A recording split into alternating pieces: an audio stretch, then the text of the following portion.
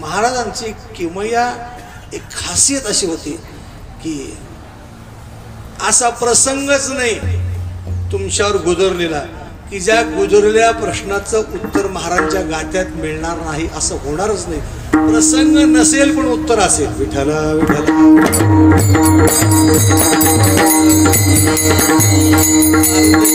अशाच काही कारणातला अभंग आहे हा. एक यात्रेकरू त्याला जाणवलं की महाराजांच्याकडे भरपूर पैसा आहे. महाराज दिसायला कफल्लक आहेत पण महाराजांच्यासारखे श्रीमंत या जगात कोणीच नाही हे त्याच्या ध्यानात आलं होतं. कशावरून? लोहगाव हे महाराजांचं आजोळ, आईसाहेब कनकाईंचं माहेर. कनकाई म्हणजे महाराजांच्या आई कनकाई, त्यांचं माहेर ते, त्यांचं मातुल. मातुल म्हणजे मामांचं गाव. महाराज त्या लोहगावला फार आनंदानं जायचे. का? टाळकऱ्यांमध्ये अनेक टाळकरी लोहगावच्या जवळपास होते आणि महाराज लोहगावला आले म्हणले की आवर्जून कीर्तन व्हायचंच बघ. आणि तो पर्वकाळ पर्वणी साधण्याकरता लोहगावला महाराज नेहमी जात असे. महाराजांचा एक शिवबा कासार नावाचा कथिलाचा बांगड्यांचा व्यापार करणारा कासार होता. महाराज एकदा त्याच्या घरामध्ये ओसरीत बसलेले आहेत आणि मुंबईवरून 52 बैलांवर त्यानं कथिल मागवलं होतं. ते कथिल घेऊन ते बैल 52 आलेले आणि महाराज समोर बसले होते. सहज महाराजांची नजर पडली. त्या बैलांच्या पाठीवर जे कथिल होतं त्याचं चांदी झाली होती. बैल सगळे उतरून घेतले. शिवबा कासार त्यांच्या पूजित होते आणि ज्यानं ती बैल आणली होती तो म्हणू लागला, माल तुमचा बरोबर आहे का बघा, 52 बैलावरचं कथिल बरोबर आहे बघा.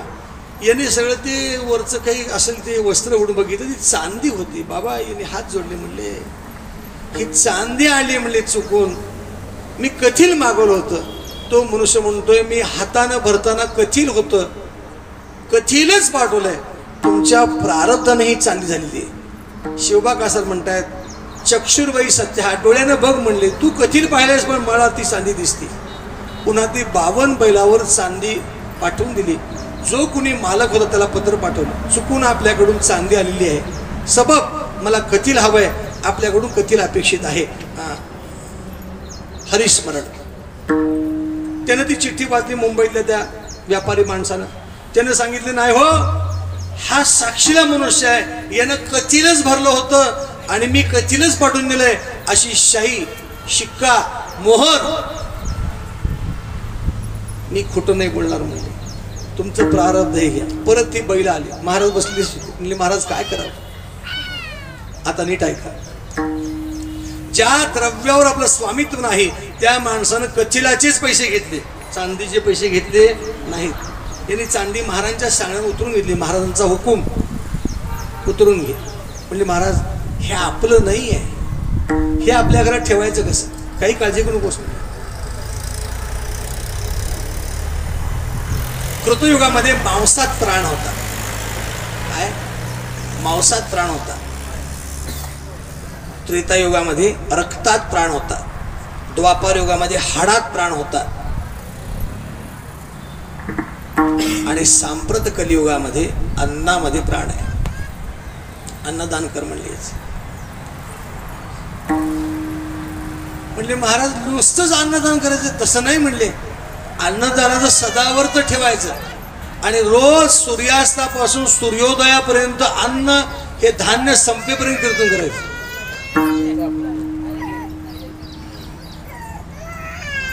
महाराजांनी त्या वर्षीचा चातुर्मास 4 महिने, त्यामध्ये अधिक महिना आला होता, श्रावण अधिक. किती महिने झाले? 5 महिने महाराजांनी त्या ठिकाणी महाराजांचं कीर्तन सूर्यास्तापासून सूर्योदयापर्यंत. आणि जो येईल त्यानं जेवायचं आणि कीर्तनाला उभारायचं किंवा बसायचं. ते द्रव्य काही संपेना.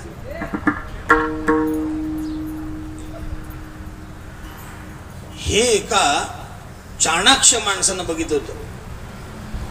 ठक माणूस होता तो. ठक म्हणजे फसव्या. त्यानं वाटलं की हे महाराजांच्या दृष्टीचाच प्रताप आहे. त्याला महाराजांना पैसे मागायचे होते, पण कसे पैसे मागायचे? त्याने महाराजांच्याकडे प्रस्ताव ठेवला. म्हणले महाराज, तुमच्या कीर्तनामध्ये काल परवा ऐकलं, म्हणले काय? जवळ हे सकळ सिद्ध आहे, हात चालावया पाय, तब तू फुले स्वहित पाहे, तीर्थयात्रे जाय चुको नको. महाराज, माझं शरीर चांगलं आहे, माझी शारीरिक मानसिक अवस्था चांगली आहे, आणि जोपर्यंत शरीर दृढ आहे तोपर्यंत यात्रा करायचं तुमच्या मुखात ऐकलंय. पण काय अडचण काय बोलला? म्हणजे महाराज, माझ्याकडे काही द्रव्य नाहीये. असं होय? काही काळजी करू. महाराजांनी काय केलं? आपल्या घोंगडीखाली हात घातला आणि 1 रुपया काढला, रुपया त्याच्या हातात ठेवला. महाराज म्हणले, अहो ह्या 1 रुपयानं काय होणार आहे? म्हणले माझं. त्याचं असं आहे म्हणले, हा रुपया खर्च करायचा, हा सोन्याचा रुपया आहे, हा दिवसभर खर्च करायचा, आणि दिवसभर खर्च केल्यानंतर यातला 1 पैसा शिल्लक ठेवायचा, तो उशीखाली ठेवायचा, दुसऱ्या दिवशी पुन्हा सोन्याचा रुपया होईल, पुन्हा तो खर्च करायचा, 1 पैसा शिल्लक ठेवायचा, आणि सगळी यात्रा झाली की माझा रुपया मला आणून द्यायचा. आपल्याकडे असं जमेल का? शेजारणीचे उष्णे आणते, मागाय आली तर शिव्या देते, मी घेऊ जाणे पर देऊ न जाणे. जाऊ द्या, एक दृष्टांत सांगतो. मला शेजारीण बाई होती, दुपारचे 2:30-3 वाजले. अचानक शेजारच्या बाईचा फोन आला की 5-6 पाहुणे येत आहेत, आणि त्या पाहुण्यांना पिठलं भाकरी खायचं, मिरच्याचा ठेचा. आता या बाईचं सगळं जेवण खावण खाऊन भांडे बिंडी चकाचक खडखडाट, आणि घरातल्या धान्याचाही खडखडाट, पिठाचा खडखडाट. बाई गेली शेजारच्या बाईकडे. ती बाई भांडी घासत बसली होती. अहो म्हणले, ठकूबाई काय म्हणता? म्हणले सखूबाई, काही नाही म्हणले, मला थोडंसं ज्वारीचं पीठ पाहिजे होतं म्हणून आले होते. म्हणले, तुम्ही काय आणलं? काय आणलं? म्हणजे ठोक्याचं भांडं. पूर्वीच्या काळामध्ये पितळचं ठोक्याचं भांडं. त्या बाईनं भांडं आणलं.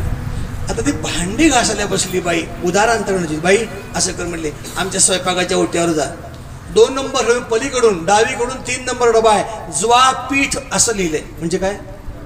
ज्वारीचं पीठ. तुला लागेल तेवढं घे. आता ही बाई भांडी घासायला बसली मालकीण, आणि जी उधार मागायला आलेली ती घरात एकटीच आहे. आता तिच्या स्वयंपाक ओट्यावर घेणं ते भांडं ठेवले, तो डबा काढलाय. मला सांगा, ती बाई पीठ कशी घेईल? अशी घेईल का? कचाकच दाबून ते भांडं खालून सारखं टिंगटॉंग करायला लागलं. त्याचं बूड इतकं जड होतं, त्या बाईनं दाबलं की ते खालीवर व्हायला लागलं. भरून घेतले, शीक लावला आपण असा, आणि वरून अगदी हलका असं पीठ सोडलं, आणि असं बोटानं दाबलं, आणि त्या बाईला पीठ दाखवलं, असं घेऊन चालले. बरं, आता 8 दिवसानं ही बाई पीठ द्यायला आली. कशी आली हो? हिच्या घरातनं पीठ कचकाटून दाबून आणलं का हिनं? अलगद बाई मेलं, भांडच भरा ना. ते भांड कसं भरलं, अलगद त्याला हात लावला दाबल्यासारखा, आणि त्या बाई नेऊन दिलं. जवळजवळ त्या बाईच्या पीठ नेण्यामध्ये आणि हिच्या नेण्यामध्ये हिनं जे काही टक्क्यात पीठ नेलं ते 1.25% पीठ नेलं, आणि हिला देताना 75% ते पीठ दिलं. शेजारणीची उष्णे आणते, नाथपणाचा कॅमेरा आहे, मागाया आली तर शिव्या देते, पण मी घेऊ जाणे पर देऊ न जाणे. स्वभावच तसा आपला. आपल्याकडं काय माहिती का, हे किरकोळ उष्ण सोडून द्या. हे जे आहे हे तर आपल्या तीर्थरूपांचं आहे का? तीर्थरूपांचं म्हणजे कळलं का तुम्हाला? आपल्या बापाचं आहे का? नाही. पण आयुष्यभर मी बोलतो, हे माझं आहे, या रोडचं काम मीच केलंय, याच्या पलीकडची शेती ना ही माझीच आहे, त्याच्या पलीकडची ती मी घेतलेली. मला सांग, तुला कुठं पुरणार आहेत किंवा जाणार आहेत? आलिशान बंगला बांधलाय, घरात लोक म्हणतील का नाही हो की त्या बंगल्यातच पेटवून द्यायला म्हणतील का? घरात लोक म्हणतील बाहेर लवकर काढायचं, बरं कॅन्सर शीट आहे. आता मध्यंतरीचा 2 वर्षाचा पर्वकाळ झाला होता, कोरोना. घराकडे यायची भानगडच नाही हो, गाडी वळणार सुद्धा नाही घराकडं, डायरेक्ट स्मशानभूमी. भोगलंय वाईट काय तुम्ही, ते अनुभवलंय. पण अजून लोकांचा म्हणावा असं काय माज उतरलेला नाहीये. विठाला विठाला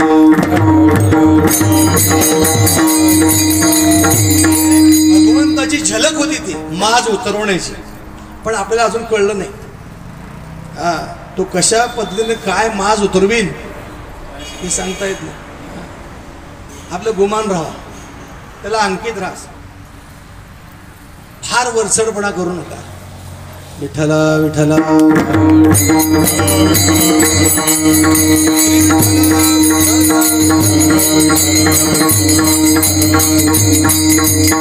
महाराज सांगितलं बाबा माझा रुपया मला आणून द्यायचा. रुपया घेतला. एक दिवस सगळा त्या रुपयाची त्याने परीक्षा करून बघितली. देवगावातच राहिला. तो रुपया खर्च केला, एक पैसा ठेवला आणि दुसऱ्या दिवशी पुन्हा तो रुपया झाला. अनुभूती आली. महाराजांना नमस्कार करण्याकरता गेला. महाराज म्हणले मी आज निघालो म्हणले दुपारी, बरं 12 वाजता, सकाळची वेळ होती. महाराज नेमके रावळातनं पूजा करून बाहेर पडत होते. महाराज सांगितलं लक्षात ठेवलंच ना? हो ठेवलं म्हणले. थांब म्हणले. खाली बसले महाराज. आपली लेखणी घेतली, भुर्जपत्र घेतलं, बोरू म्हशीची शाई घेतली, राळ घेतली आणि महाराज 4 अभंग लिहिले. त्याला विचार तू कुठं कुठं चाललास? त्याला सांगितलं मला आमक्या मिठकडे जायचं. ही 4 पत्र एवढी घेऊन जा आणि ही 4 पत्र एवढ्या चौघांना दे आणि त्यांचा निरोप काय तेवढा मला कळ. त्यातलं पहिलं पत्र जे होतं हे पहिलं पत्र होतं काशी क्षेत्रातील नदी. कोणती आहे? काशी क्षेत्रामध्ये नदी कोणती आहे? काशीत गेला नाहीत कोणी? हा गंगा. परियेसी ओ माते माझी विनवणी, परियेसी ओ माते माझी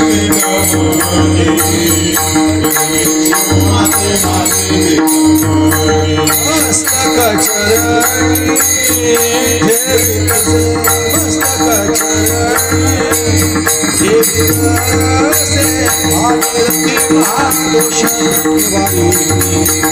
सकला स्वामिनी सकला स्वामिनी मस्तक चरणी मस्तक चरणी भागीरथी महादोष निवारिणी सकला स्वामिनी सकला स्वामिनी.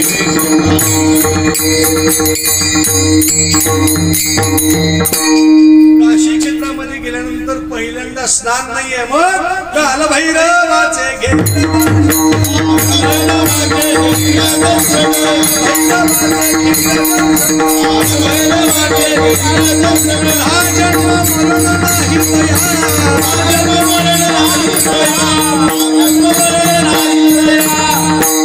कालभैरवाचं दर्शन सांगितलेलं आहे.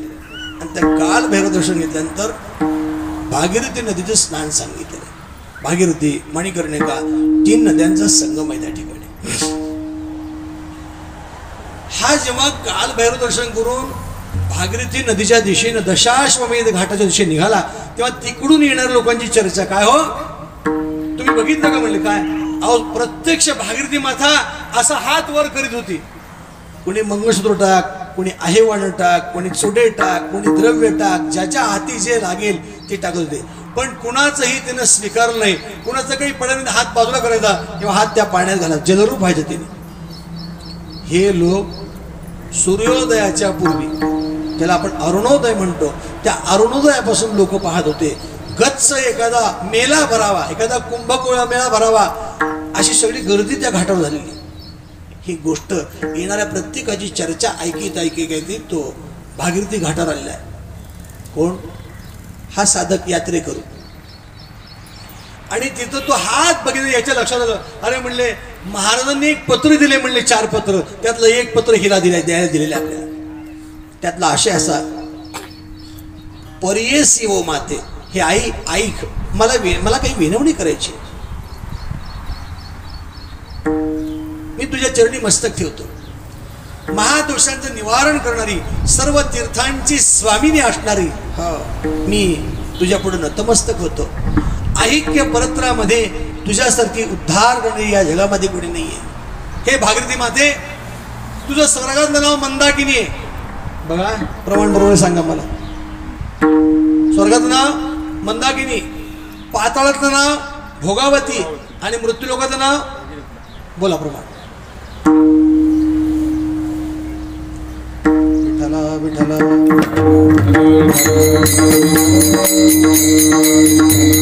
मंदाकिनी लागोळे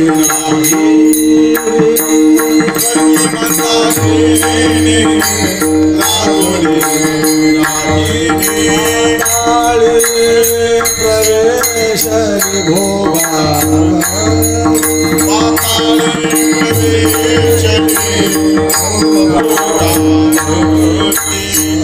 भाग भेणे होरी भाग्यवती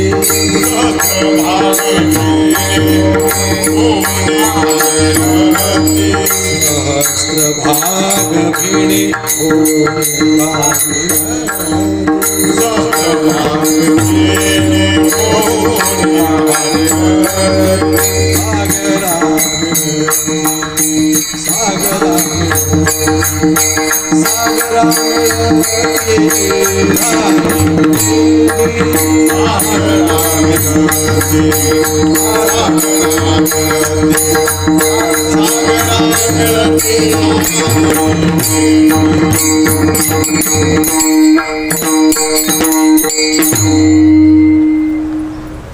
तीर्थावळी समाधी अशातली प्रमाण कीर्तनात म्हणायची वेगळी, भजनात म्हणायची वेगळी. कीर्तनामध्ये आपल्या सांगण्याचा भाव ज्या ज्या चरणाला जसा जसा स्पर्श करून गेलाय तशा तशा त्या चाली म्हणणं ही वेगळं.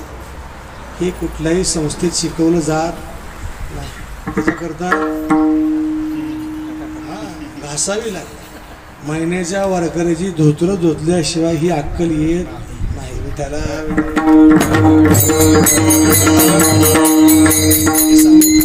कीर्तन हा शिकण्याचा विषयच नाही हो. कीर्तन शिकला म्हणलं की धंदा सुरू झाला. मग कीर्तन देव भोगण्याचा विषय. देव खाते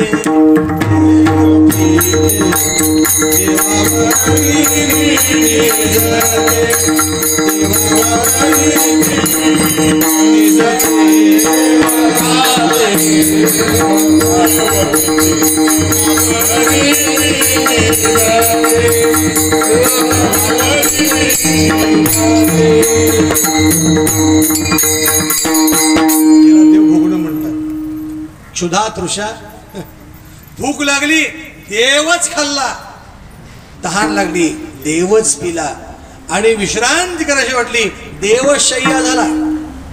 याला म्हणतात परमार्थ भोगणं. परमार्थ भोगणं वेगळं. जो परमार्थ भोगतो तो देवाच्या प्रियतेला पात्र होतो, आणि जो परमार्थ शिकण्याचा प्रयत्न करतो फार फार वेडगळ श्रोत्यांच्या ठिकाणी काही काळ राहतो. नंतर लोक त्याची पायमल्ली करते. हे वय लई दिवस आमच्याकडे येऊन गेले, आता नको, कटाळा आलाय. देवाच्या प्रियतेला पात्र असं कीर्तन करा. ज्ञानोबा तुकोबाने तुमच्या वाणीवर आशीर्वाद द्यावा अशी कीर्तन करा. ज्याला वाणीचा एक प्रासाद म्हणतात किंवा प्रासादिक वाणी म्हणतात, असं आपली वाणी असावी. विठ्ठला विठ्ठला.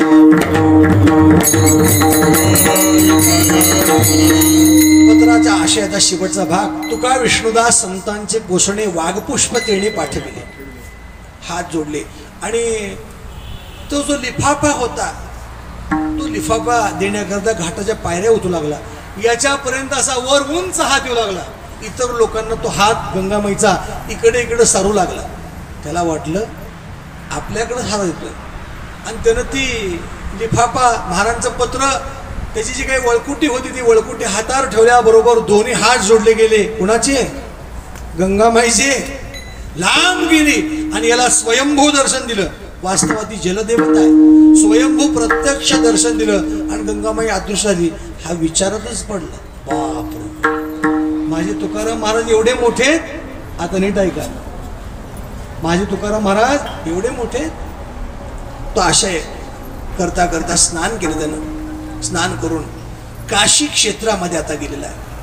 काशी क्षेत्र भगवान शंकर परमात्म्याची जी काही प्रदक्षिणा मार्ग आहे त्या प्रदक्षिणा मार्गाच्या आतला भाग काशी, चक्रावरी पंढरी, आणि काशी कशावर आहे? त्रिशूळावर आहे. जसं पंढरपूर अविनाश आहे तसं काशी सुद्धा अविनाश आहे. असे सुदर्शनावरी म्हणून अविनाश पंढरी, आणि काशी क्षेत्र अविनाश आहे. याला काय प्रमाण?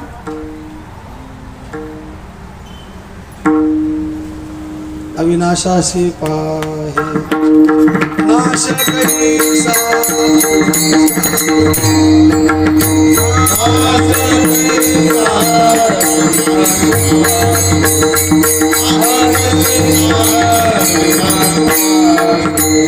वाराणसी तीर्थ क्षेत्र नाश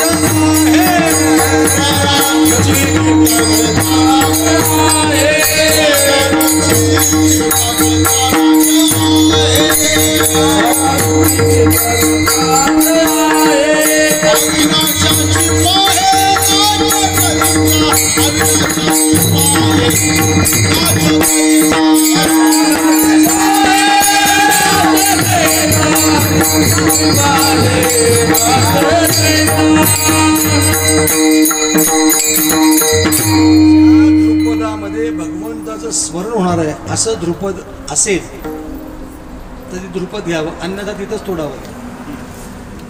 अविनाशाची पाहे हरिमुखी गाता हरपली चिंता.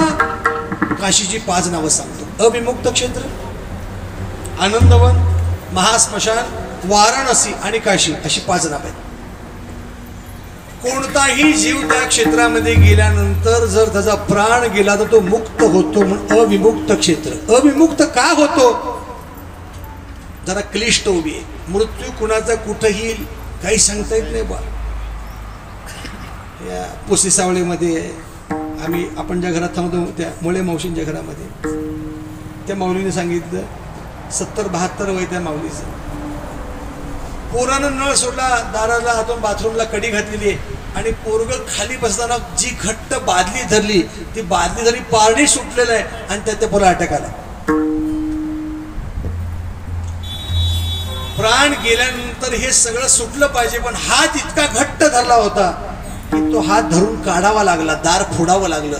20 मिनिटं पाण्याचा प्रेशरने पाणी चाललं होतं. त्याच्या बायकोला संशय आला. म्हणले का? म्हणले 20 मिनिट झाले. अंगावर तांब्या घेतलेला काही तांब्याचा आवाज येत नाहीये, गंगाळा आतमध्ये, बादली आतमध्ये, पाण्याचाच आवाज येतोय. दार जेव्हा तोडलं तेव्हा तो मुलगा मोरून पडला होता. त्याला मोरून 20 मिनिटं झाले. कोणाचा प्राण कुठं कधी कसा जाईल हे सांगता येत नाही. पण भगवंताचं स्मरण श्वासाश्वासाला ठेवा. तुमचा श्वास वाया जाऊ देऊ नका. त्याने इतकी तयारी केली, लक्षात ठेवा. तुम्हाला वाटत असेल छट मी काय हिंदू धर्मीय नाहीये, मी स्मरण करणार नाही. उगा ऐकून ठेवा. आपल्या ते हिंदू पण काय साधे मुसलमान आहेत काय? आपले जातीवंत हिंदू सांगू मुसलमान कोण? त्या कपाळा गंधच लावत आहेत कधी. गंध न लावणं हे कोणाचं प्रतीक आहे? आंघोळ केली, भांग बिंग पाडली, पावडर होती, पण तोंडाला कपाळाला गंध लावणार नाही हे कोण म्हणावे? थोर या युगाचे आश्चर्य ब्रह्मकर्म उत्तमसार सांडून या द्विजेवर आणि दावल पीर स्मरतात. काय 33 कोटी देव कमी आहेत? दावल मुलकाची पूजी ती गदा. वर्षातून फकीर होती एकदा, मग डोला होता थंडा, खालती मलिदा. हिंदू तुर्काची की माय बाप? कपाळा गंध असला पाहिजे. आज नसेल क्षमा करेल, पण उद्या जर तुम्ही नाही लावला तर देव तुम्हाला क्षमा करणार नाही. विठाला विठाला. कळत नव्हतं, माहिती नव्हती तोपर्यंत ठीक आहे. अज्ञान असे दोष नाही प्रत्यवाय, शास्त्रीय उपाय सिद्ध असेल, पण कळल्यानंतर जर नाही केलं तर ह्याला काय प्रमाण? कळल्यानंतर जर नाही केलं तर जाऊ द्या. त्याच्या पुढचं प्रमाण सांगतो. मी एक कुणीतरी ज्ञाता आहे, मला कळतंय, पण कळत असून सुद्धा धर्मशास्त्र आपलं सांगतो. मला बाकी समजत नाही, तुमचा मी सांगतो. झोपेतनं उठलोय आपण आणि कपाळाला गंध नाही आपल्या, त्यावेळी तुम्ही बेसिन लावल्यानंतर जे पाणी ना ते पाणी असं घ्यायचं आणि असा गंध लावायचा, नुसता पाण्याचा गंध, आणि ते गंध मग पाणी प्यायचं. तसं पाणी सुद्धा प्यायचं नाही. तुमच्या कपाळा काही नसेल तर पाणी प्यायचं नाही. आणि त्याच्या पुढं सांगू, हे पाण्याचा गंध कधी लावायचा? आपल्याला कोण पाणी पिताना बघत नाही हे पाहून लावायचा. आणि त्याला जर वाटलं याने गंध नाही लावता पाणी पिलं तर तो आपल्याला दोष आहे. शास्त्राची फार फार फार फार बारकावी शास्त्राची. एक तर कलियुग आहे, अवघ्या वाटा झाल्या क्षीण, देवाकडे जाणे सगळे मार्ग क्षीण झाले. कलियुगामध्ये कुठलं साधन घडणार? कली न घडे साधन. आता पुढची ज्ञानबाजी मी सांगतो. उचित विधी विधान काय करावं, काय योग्य आहे, काय अयोग्य आहे, काय शास्त्र शुद्ध आहे, काय शास्त्र निषिद्ध आहे, हे आधी कळतच नाही. आणि कळलंच तर घडतच नाही. उचित विधी विधान, उचित विधी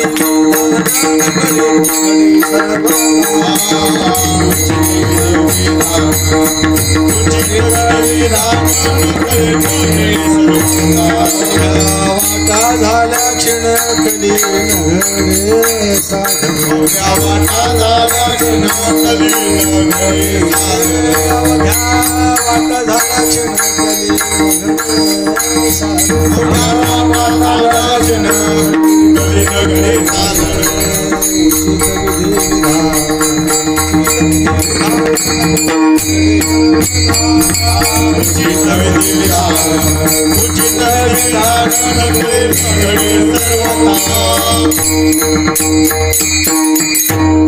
कठीण काम आहे कलियुगात. कलियुगात आधी शास्त्र विहित निषिद्ध कळणार नाही. कळलंच हे शास्त्र शुद्ध आहे तर ते करणं होणार नाही. म्हणून सावध व्हा. इतर युगातली गोष्ट वेगळी, पण कलियुगात जो बेसावध राहिला ना त्याचा घात निश्चित आहे. विठ्ठला विठ्ठला.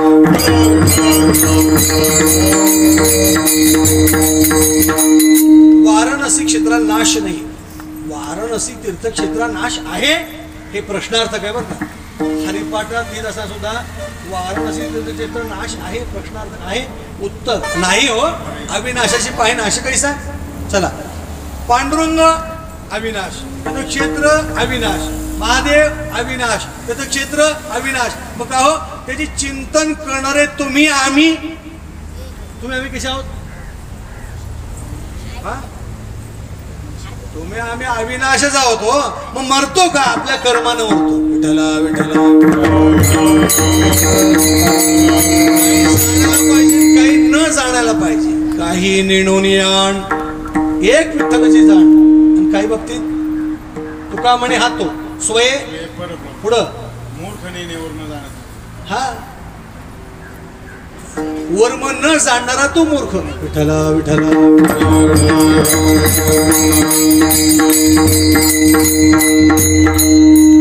बागेचं प्रमाण आंधळी ती तुका म्हणे संसारी, आणि जिही नाही हरी ओळखीला. विठ्ठला विठ्ठला. ओळखीला हरी धन्य तो संसारी. ओळखीला हरी साठविला कोटी. होता त्याची भेटी. दुःख नसणं म्हणजे सुख ना. विठ्ठला विठ्ठला.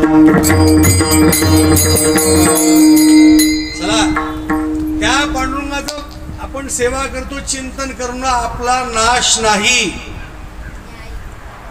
अविनाश कसे? आता इथं पुन्हा नाट आला. नाट म्हणजे निर्निमित्त आवड. नाट म्हणजे छंद. नाट म्हणजे तुम्हाला सांगू का, याड. याड लागणं. आपण रात्री मोबाईल किती वेळपर्यंत घेतो? झोप लागून मुस्काडावर 3दा मोबाईल पडेपर्यंत आपण त्याला याड म्हणतात. तसं याड देवाविषयी लागणं त्याला छंद म्हणतात, त्याला नाट म्हणतात. विठ्ठला विठ्ठला.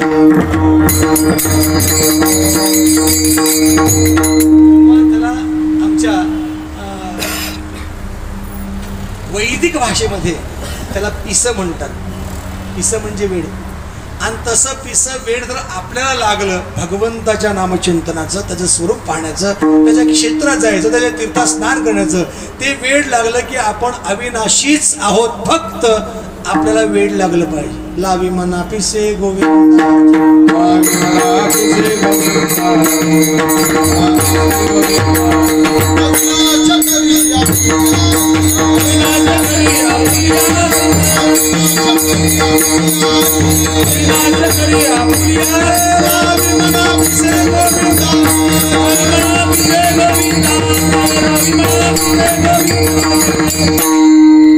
अविनाश क्षेत्रामध्ये अविनाश परमात्मा याचं दर्शन घेण्याकरता हा गेलाय. हा यायचा म्हणलं की त्या भगवान महादेवाच्या पिंडीतून ज्वाळा निघू लागल्या. कोणीच पुढे जाईल. तुम्हाला एक विचारतो, वाघाच्या बछड्यानं वाघाकडे जाताना शेळीसारखं जावं का मांजरीसारखं जावं? कसं जावं? वाघासारखंच जावं. तसं हा तुकाराम महाराजांचा वाघ होता पाठवलेला. मोरमातला नव्हता, सोंगातला नव्हता, खरा होता पाठव. यानं जेव्हा त्या आपल्या चौपदरीमधून पडशीमधून काशी विश्वनाथ प्रसन्न असं लिहिलं होतं महाराजांनी. ते पत्र काढलं आणि ते पत्र पुढे गेलं की भगवंताने त्या ज्वाळा शांत झाल्या आणि भगवान चतुर्भुज रूप धारण केलंय. बरं का, पंचमुख भगवान शंकराला 5 मुख आहेत. ती 5 मुख धारण केली आहेत आणि भगवान 2 हातामध्ये करपात पसरतायत. ते पत्र घेत आहेत. ते पत्र घेऊन नमस्कार करतायत. नमस्कार केला. भगवान शंकर परमात्मा हा एकटा डोळ्याने पाहतोय. भगवान अंतर्भूत होत आहेत. त्याला अचंबा वाटला. बाप रे बाप बाप बाप. पंढरपूर जायचं म्हणलं तर ऑनलाईन आधी बुक करावं लागतं दर्शन. दुपारी 3 ते 4 बेड. काय महाराज, ऑनलाईन दर्शन नाही हो, प्रत्यक्ष दर्शन, मूर्तिमंत दर्शन. विस्मय वाटलं त्याला. त्या पत्रातला आशय असा, तुम्ही विश्वनाथ दीनरंग कमी अनाथ, कृपा कराल ती थोडी, पाया पडिलो बराडी. काय होणे तुम्हापाशी, मी तो अल्पची संतोषी, तुका म्हणे देवान काही भातुकी पाठवा. अभंगाचा आशय, हे भगवान शंकर परमात्मा, आपण विश्वनाथ आहात, मी दीन आहे, तुमच्या पुढे रंक आहे, अनाथ आहे, माझ्या थोडी अनुकंपा कृपा कराल का? काय होणे तुम्हापाशी, मी तो अल्पची संतोषी, मला काहीतरी भातुक म्हणजे खाऊ पाठवून द्या. तो काय म्हणे देवा, काही भातुकी पाठवा. पत्र क्रमांक 3, मथुरेच्या राया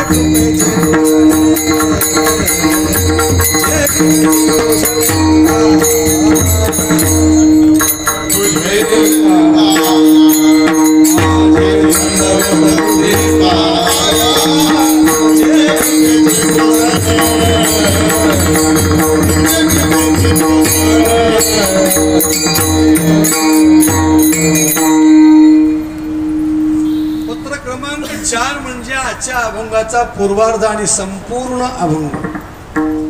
पिंड पदावरी तिला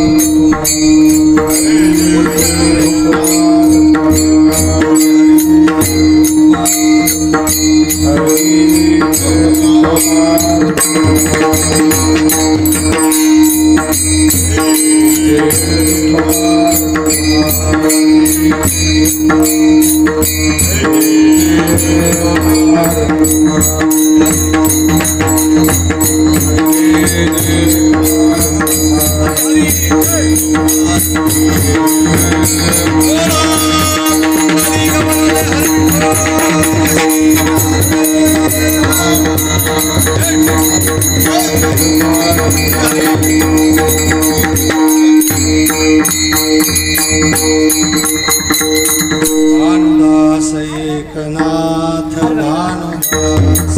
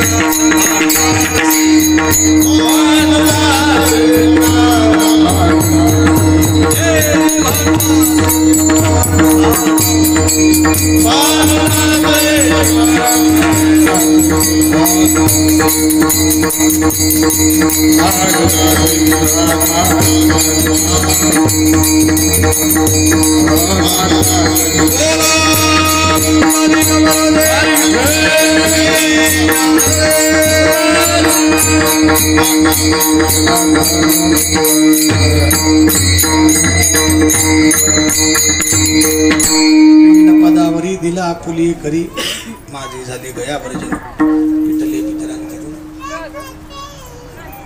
आपण थोडक्यात भाव सांगतो. सर्वाभूती द्यावे अन्न आणि द्रव्य पात्र विचारून. मध्यंतरी महापुराचा फटका बऱ्याच लोकांना बसला. त्यावेळी या मोठ्या मनाच्या माणसानं वंदनीय वैकुंठवासी बाबूरावजी बाबा याने आपल्या घरातलं धान्य आपल्या घरातलं द्रव्य याचा उत्तम विनियोग केला. जोडून या धन उत्तम व्यवहारे उदास विचारे वेच करी. त्यांचा एक मुलगा परदेशामध्ये असतो आणि एक मुलगा इथे शेती वगैरे पाहतो. पितृभक्तीस्तव आपल्या वडिलांचं स्मरण चिरस्मरण असावं म्हणून त्यांनी केल्या उपकारातून उत्तीर्ण होणे शक्यच नाही, पण भगवत स्मरण व्हावं आणि त्या निमित्तानं आपल्या घरामध्ये काही उष्टावळ पडावी. त्या निमित्तानं 4 अतिथी आपल्याकडे यावेत, जे तिथी मिती न सांगता अचानक येतात आणि आपल्या घरातलं सिद्ध अन्न खाऊन आपल्याला तोंड भरून आशीर्वाद देऊन जातात. त्यांना अतिथी म्हणतात. जे सोय जाणून येतात त्यांना सोयरे म्हणतात. जे काही पाहुणचार घ्यायला येतात त्याला पाहुणे म्हणतात. अतिथी अतिथी देवो भव असं कुठं आहे का? पाहुणा देवो भव. पाहुणा देवो भव म्हणजे भवला. अतिथी देवो भव वंदनीय पूजनीय. आपत धर्माच्या काळामध्ये त्यांनी जो काही दान धर्म केला हे आपलं नाहीये हे त्यानं वाटण्याकरता दिलंय. हा उदास भाव उदात्त भाव आपल्या अंतःकरणामध्ये ठेवून त्यांनी या ठिकाणी पूरग्रस्त लोकांना बरीचशी मदत केली. बरीच तपशीलवार सांगायची म्हटलं तर वेळ जाईल आपला, पण त्या महात्म्यानं सौहार्द आणि आर्द्रता आणि औदार्य या तिन्हींचा संगम बाबूरावजी बाबा यांच्या ठिकाणी होता. मला सांगा त्यामध्ये बेलाची पानं आहेत का? हां, मग आता ज्यांना ज्यांना तुम्ही फुलं दिली त्यांच्याकडून पुन्हा ती सगळी पानं त्यात घ्या, त्यांचा हात लागला त्याला, आणि मग ते पुष्प जी आहेत ते आत कोणीतरी 2 माणसं उभी राहा आणि पुष्पवृष्टी त्यांच्यावर करा. का? बेलाचं पान जर पायदळी आलं तर त्यानं केलं सगळं जे सुकृत पुण्य आहे ते लयाला जातं. बेलाचं पान कधी ओलांडू नये, तुळशीचं पान ओलांडू नये. जाता जाता जाता काहीतरी ताक म्हणजे ताजा कलम देण्याची आमची सवय आहे. तुळशीचं पान जमिनीवर पडलंय, आपल्या दृष्टीला पडलं, बेलाचं पान पडलंय, आणि ते जर उचलून मस्तका लावलं तर कोटी तीर्थ केले एवढे फळ नामा म्हणून. तुळशी जर भूमीवर पडली ते जरी मस्तकी वंदिले, कोटी तीर्थ केले एवढे फळ नामा म्हणे. सगळ्यांनी फुलं द्या बरं का. त्यात जर बेल असेल तर ती काढून द्या, इतर काय असू द्या हरकत नाही, पण तुळशी बेल असतील तर मात्र ठेवू नका. आणि सगळ्यात म्हणजे गोष्ट, तुम्ही ते तिथं नंतर ते जागेवर जाईल. तुम्ही काय करणार, इथंच ते पुष्पवृष्टी करणार, तुम्ही इथे जेवायला बसणार आहात आणि ते फुलं इथंच पडणार, त्याची पायमल्ली होणार, ही तळमळ झाडून त्या पाटीमध्ये सर्वांनी फुलं द्या. की तिथं आत त्यांची जी प्रतिमा आहे, ज्या ठिकाणी पिंडप्रदान प्रक्रिया त्यांच्या मुलांनी केली त्या ठिकाणी ती वाहिले जाईल. थोडक्यात सांगून जाते, मनुष्याचा प्राण जाण्याची अवस्था आहे त्याला आतुरावस्था असं म्हणतात. काय म्हणतात? आतुरावस्था. म्हणजे काही तासानंतर तो मरणार आहे हे कळल्यानंतर घरच्यांचं विधान असतं, त्याच्याजवळ बसून रडायचं नाही, तिथं बसून भगवंताचं स्मरण करायचं. फार फार जमलं तर या गोष्टी करा. पांढरी घुंगडी असली तर टाका, त्याच्या खाली शेणाची सारवणी करायची, दर्भ उत्तर दक्षिण टाकायची, पांढरी तीळ, कपिलवर्णाची तीळ आणि काळी तीळ, ही तीळ अंतरायची, त्यावर घुंगडी टाकायची, पुन्हा तीळ दर्भ अंतरायचे. आणि जो आतुर आहे, मरणातूर झालेला आहे, आसन्न मरणावस्थेतला आहे, तर त्यावर पाळव. हे कधी करता येईल? नैसर्गिक मरण असेल तेव्हा. कुणाचं मरण कुठं कसं होईल हे सांगता येत. हां, आणि काहीच नसेल तर तुळशीचं वृंदान त्याच्या डोक्यावर ठेवावं. तेही नसेल तर त्याच्या आप्त इष्टांनी जे कोणी तिथं जवळ त्यांनी तिथं रडू नये, तर माझं पवित्र नामस्मरण करावं असं भगवान गरुड पुराणात सांगतात. पवित्राणाम पवित्रयो मंगलानाम च मंगलम, असं माझं स्मरण करावं असं भगवान बोलतात. आणि माझं स्मरण त्यानं केलं फार उत्तम. अंतःकाळी ज्याच्या नाम आले मुखा, तू का म्हणे सुखा अंतःकालेच मामेव. आता शब्द महत्वाचे, स्मरण मुक्तवा करे वरण. स्मरण उच्चारण नाहीये. काय सांगितलंय? बेहोश आहे पण कानावर शब्द पडतायत, आणि ते कानावर शब्द पडता पडता पडता पडता थोडीशी शुद्धी आली आणि कुणीतरी नामस्मरण करतंय, आपणही करावं. त्या करावं असं म्हणण्यामध्ये जीभ उचलली जात नाहीये, पण मनातल्या मनात स्मरण होतंय. अशा स्मरणातून ज्याचा प्राण जातो त्याला सद्गती प्राप्त होते. मनुष्य मेल्यानंतर मग काही 2 प्रक्रिया आहेत आपल्या हिंदू समाजामध्ये. जमिनीमध्ये गाडणे, ज्याला पूर्ण म्हणतो आपण, ती एक प्रक्रिया आहे, आणि दुसरी जाळणं ही प्रक्रिया आहे. त्या जाळण्यामध्ये आणखी एक उपप्रकार आला, त्याला म्हणतात विद्युत दाहिनी. विद्युत दाहिनीत कधीच जाळायचं नाही.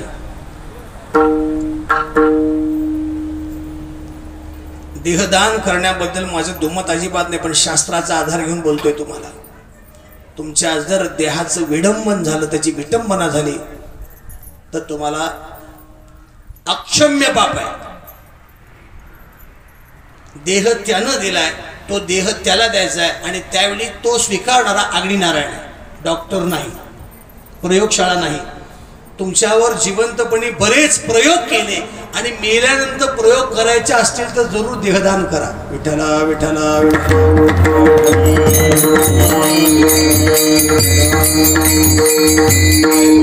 सांगतात नाही म्हणले आम्ही देहदान केलंय. देहदान म्हणजे तू नालायक नीच होतास, कुणाच्या अंत्यात तू जात नव्हतास, तुझ्या पोरांना कुणाकडे जायची सवय नाही, आणि मेल्यानंतर तुझा एकदा एक फोन केला की 1 किलो मेलं, गाडीत घालून नेलं.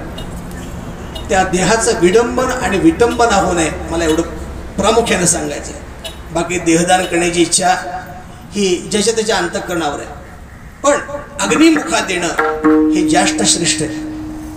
विद्युत दाहिनीपेक्षा सुद्धा अग्निमुखात देणं, त्याला गोवऱ्यात किंवा लाकडात ज्वलन, असे ज्वलनशील पदार्थ, त्यात प्रामुख्यानं घृत, घृत म्हणजे गाईचं तूप असावं दहन करायला. लोक रॉकेल टाकतात, मार तिकडं, मार तिकडं, मार तिकडं, ह्यालाच उचलून घाल. त्यात प्रेतामध्ये खडे मीठ वापरायचं नाही. काही लोक मीठ वापरतात, काही लोक गाडीचं टायरच ठेवतात. तोही म्हणतो तू येस हायवेला NH4ला दाखवतोस तुला, फस गाडीची एकदम हाव फस्ट आणि गाडी गेली 5 स्पीड ब्रेकरच्या पुढं, इकडच्या रस्त्यात तिकडच्या रस्त्यात गेली. हे करू नका. गाडीचं चाक किंवा ज्याला गोलाकार आहे ते सुदर्शन चक्राचं स्वरूप आहे, ते जाळण्याचं नाही, लक्षात ठेवा. आणि त्यातल्या त्यात प्रेत कर्मामध्ये जाळून येते. घृत गाईचं तूप, तुपाच्या फुलवाती फार लागत नाही. माझ्यासारखा एखादा दंड्या महाराज जर मेला तर 2.5 ते 3 किलो तूप लागतं. मी माझा अंदाज सांगतोय बरं, तुमचा कोणाचा अंदाज केला नाही, तुमची तुम्ही ठरवा. गीर गाईचं तूप म्हणा तर 2000 रुपये किलो तूप आहे. एवढं काही महाग नाही सांगत. म्हशीचं पण चालेल, पण तूप, डालडा नाही. डालडा नाही वापरायचं. डालडा चबरी, डालडा चरबी आहे. तुम्हाला सांगू का, आपल्या आई बापांना मेल्यानंतर अग्निमुखात देणं हा साधा यज्ञ नाहीये.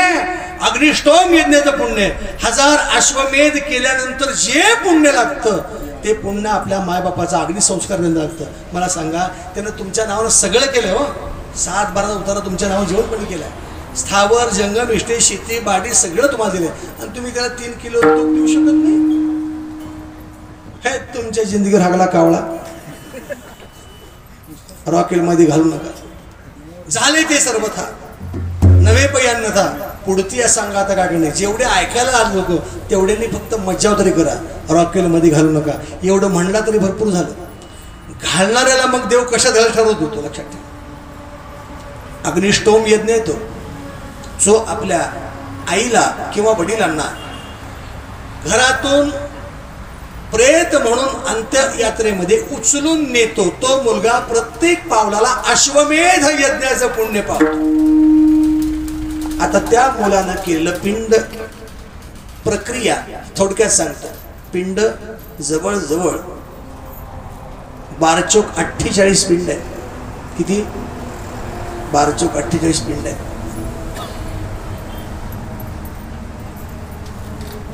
पहिला पिंड ज्या ठिकाणी प्राण गेला त्या ठिकाणी, म्हणजे महाराज दवाखान्यात प्राण गेला होता, घरी आणून जिथं ठेवलं तिथं ठेव. नाही म्हणले महाराज कोरोना झाला होता, घराच्या बाहेर ठेव. ते 3 पिंड ठेवायचे. एक पहिला पिंड तो मेलेला जागीचा पिंड म्हणून, दुसरा पांथ म्हणजे उमऱ्यातला पिंड, तिसरा पिंड जिथं घराच्या बाहेर स्नान घालतं तिथला पिंड. असे 3 पिंड पहिले. चौथा पिंड जिथं विसावा आहे त्या ठिकाणी. 5वा पिंड स्मशानभूमी करता. 6वा पिंड त्या प्रेताच्या उत्तर दिशेला, दक्षिणेकडे पाय करून प्रेत असतं, उत्तर दिशेच्या मस्तकाच्या बाजूला कौशिक नावाचा ब्राह्मण बसला असतो, त्याच्याकरता एक पिंड. आता पिंड तुम्ही मोजा.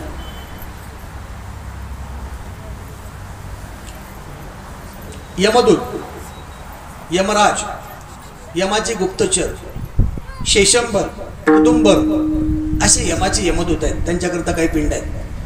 अंतरातल्या भूत प्रेत पिशाच यांनी येऊन त्या प्रेताचं अमंगल करू नये, त्याचा मांस खाऊ नये म्हणून त्यांच्याकरता एक पिंड आहे. शरीराला आपल्याला स्मशानभूमीमध्ये गेल्यानंतर मृत शरीराला खाणारा अग्नी, त्या अग्नीला क्रव्याद असं म्हणतात. काय म्हणतात? जाऊ दे, तुम्हाला नाही कळलं. आपण अन्न खाल्यानंतर जो अग्नी अन्न पचवतो त्याला काय म्हणतो आपण? जठराग्नी.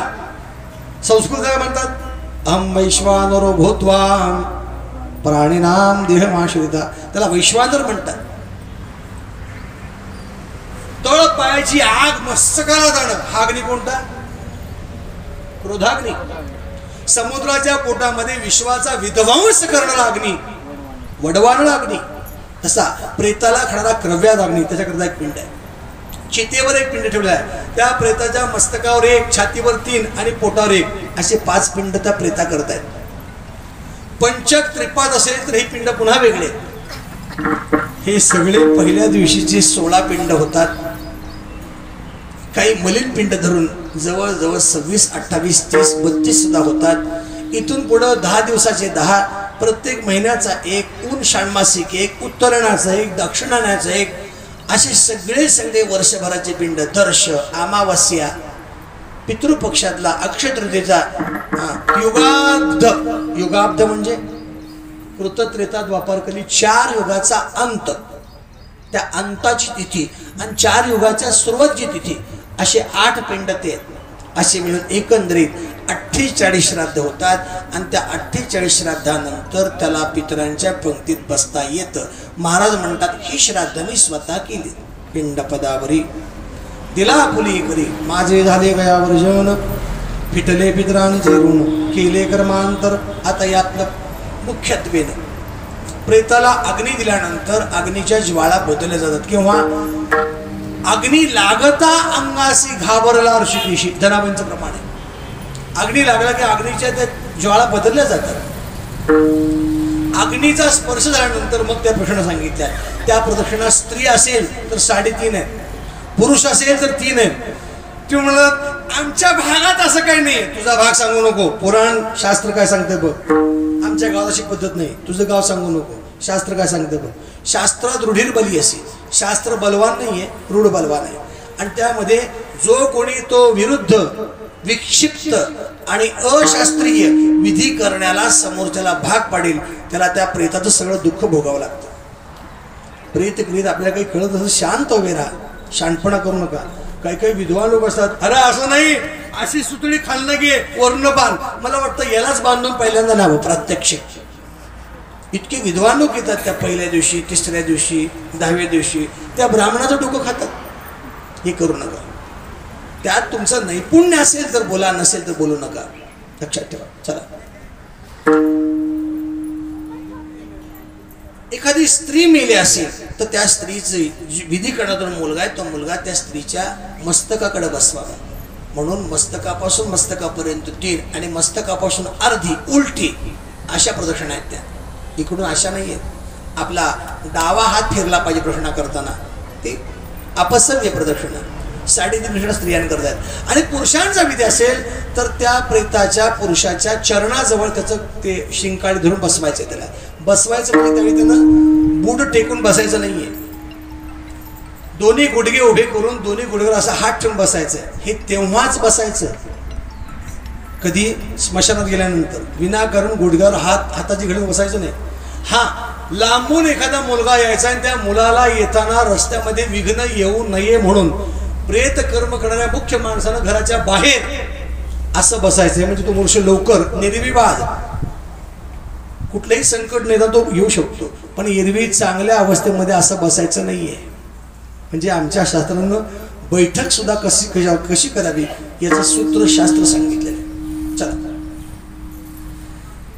काही भागातल्या पद्धतीप्रमाणे लाकूड असतील, गोरे असतील, त्यामध्ये त्या रसाव्यात त्या व्यवस्थित प्रेत ठेवावं. ते प्रेत इकडे त्याची हेळसांड होऊ नये, ते घसरून जाऊ नये याची काळजी घेऊन त्या प्रेताला अग्नी द्यावा. अग्नी वरून खाली द्यावा, खालून प्रेत पेटवू नये. खालून जर प्रेत पेटत ते ढासळलं जातं, वरून अग्नी तेवत खाली यावं. शास्त्र असं आहे. अग्नी अंगाला लागल्यानंतर प्रदक्षिणा करावी. स्त्रिया असतील 3.5, पुरुष असेल 3. स्त्रियांची मस्तकापासून मस्तकापर्यंत 3 आणि पायापर्यंत अर्धी. आणि मग फिरविला घट, फोडीला चरणी, महावाक्य ध्वनी बोंब झाले, महावाक्य ध्वनी बोंब झाले. पण त्यामध्ये नुसतीच बोंब मारायचे नाही, तर महावाक्य म्हणजे काय, केले कर्मांतर, बोंब मारिले हरी हर,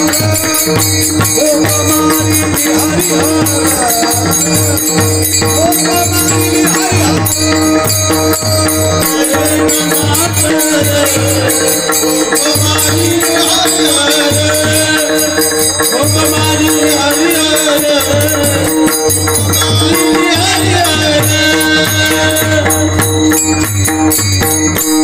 कर्मांतर बोंब मारिले हरिहर.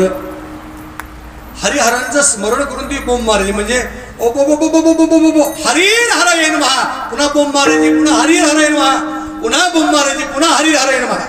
पतितस्खलित शार्थ त्वावा वशो ध्रुवन हरयेन मैत्युच्चैर मुच्यते सर्व पातकात. का बोंब मारताना देवाचं स्मरण करायचंय? आपल्या घरातली अशी दुःखद घटना ज्याला जशी कळली तसं त्यानं हातातलं काम टाकलं. कुणी चहा पित होतं, कुणी नाश्ता करत होतं, कुणी जेवण करत होतं, कुणी काय करत होतं, कुणाचं महत्वाचं काम होतं, कुणी अर्ध्या रस्त्यानं फिरला, कुणी काम न करता परतला. त्या सर्व पापातून त्या प्रेताला मोक्ष प्राप्त होण्याकरता प्रेत कर्म करणाऱ्यानं सगळ्या स्मशानभूमीमध्ये आवाज जाईल इतक्या जोरात हरिहरांचं स्मरण करायचं. केले कर्मांतर म्हणून बोंब मारू म्हणजे जोरात. बोंब याचा अर्थ खरंच बोंब नाहीये, खरीच बोंब तशी नाहीये. खरी बोंब आहे ती भगवंताचं स्मरण ही बोंब आहे. आपण नुसतीच बोंब मारतो का, आयुष्यभर तीच केलं असतं. तसं करू नका, भगवंताचं स्मरण करा. बोंब मारली की हरिहरांचं स्मरण करा. हरिर हरे नमः, हरिर हरे नमः. नाही आठवलं हरिहर हरिहर हरिहर असं म्हणा, म्हणजे त्या प्रेताला अर्धा निम्मा जळायच्या आत मोक्ष प्राप्त होतो. केवढी सुलभता सांगितली शास्त्राने. आणि यानंतर त्या प्रेतकर्म करण्यापूर्वी डोक्याचे केस सांगितलेत काढायला. पण सूर्यास्त झाला असेल तर केश खंडन करायचं नाहीये, त्याला क्षौर म्हणतात, श्मश्रू म्हणतात, ते करायचं नाहीये. ते मात्र मग दुसऱ्या दिवशी किंवा मग त्या तिसऱ्या दिवशी अस्थि संचय, माती सावडणं म्हणतो आपण त्याला. ते सावडलं जात असताना न्हावी बोलवायचा किंवा न्हाव्याकडून करायचं आणि सचैल सवस्त्र स्नान करायचं, दुसऱ्याकडून स्नान करायचं आणि दुसरे पुन्हा धौत वस्त्र नेसून माय बापाचा विधी करताना पॅन्ट शर्टवर बरमोड्यावर करायचं नाही, धोतरच नेसायचं. सकच्छ करावा, काष्टा घातलेला असा, बिगर काष्टाचा विधी करायचा नाही. क्षमा करा, एखादा संन्यासी असेल आणि संन्यासाला त्याच्या आईला जर अग्नी द्यायच असेल, संन्यासाला सुद्धा काष्टा घातला पाहिजे. लक्षात ठेवा, संन्यासी आपल्या वडिलांना अग्नी लावायला अधिकारी नाही, पण संन्याशांना आपल्या आईला अधिकार आहे की आपल्या आईचा तो दहन करू शकतो, इतकी आई पवित्र आहे. असो, यथामती यथावकाश या ठिकाणी आमची मानसकन्या पल्लवीच्या माध्यमातून या ठिकाणी यावं लागलं. आणि त्यानिमित्तानं आमचे निष्ठावंत वारकरी शंकर नाना आणि ही सगळी माझी मानसपुत्र आहेत, टाळकरी जेवढे हे सगळे मानसपुत्र आहेत. या सगळ्याच लेकरांची आजच्या या कीर्तनाच्या माध्यमातून भेट झाली. बाबांना आपण श्रद्धांजली वाहण्याकरता सगळे बसला आहात. हात जोडा. तुमच्या डोळ्यापुढं आळंदी माऊलींची समाधी आणा, यातलं जे येईल ते आणा. देहूची तुकोबारांची वैकुंठ भूमी, पांडुरंगाचं स्थान, पंढरपूरचं पांडुरंगा स्थान, नामदेव पायरी, चोखोबाराय, चंद्रभागा, कुंडलिकराय, सावता महाराज, नामदेव महाराज, हे जे कोणी तुमच्या पुढं मायबाप येतील त्यांचं स्मरण करा आणि माझ्या मागं तो अभंग म्हणा. बाबांना आपण श्रद्धांजली वाहा. अहो पांडुरंगा रखुमाईच्या कांता, सर्वांनी म्हणा. अहो पांडुरंगा रखुमाईच्या कांता, निरोप द्यावा आता येतो आम्ही. राही रखुमाबाई सत्यभामा माता, निरोप द्यावा आता येतो आम्ही. नमस्कार माझा गरुड हनुमंता, निरोप द्यावा आता येतो आम्ही. नामा म्हणे चरणी ठेवून या माता, चरणी ठेवून या नामा म्हणे चरणी ठेवून या माता, चरणी ठेवून या. निरोप द्यावा आता येतो आम्ही. निरोप द्यावा आता येतो आम्ही. निरोप द्यावा आता येतो आम्ही. निरोप द्यावा आता येतो. बोला पुंडलिक ज्ञानदेव ज्ञानेश्वर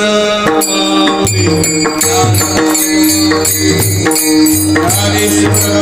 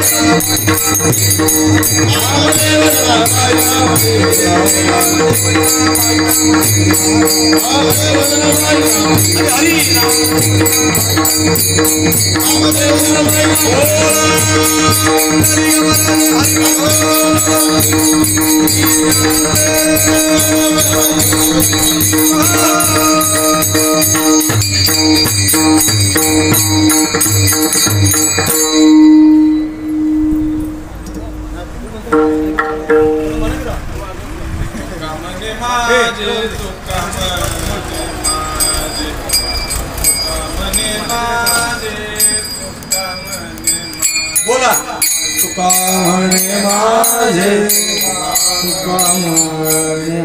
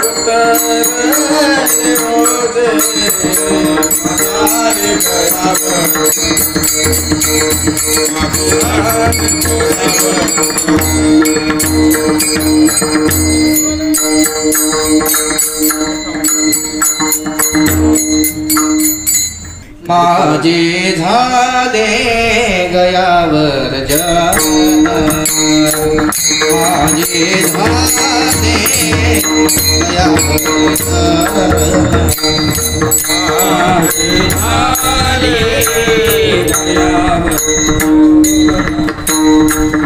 माझे झाले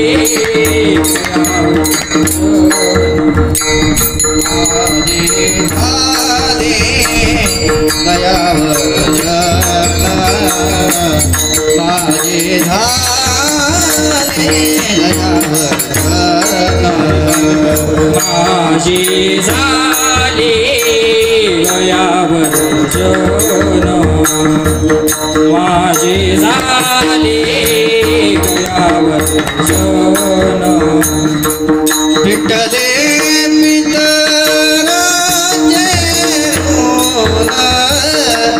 विठ्ठले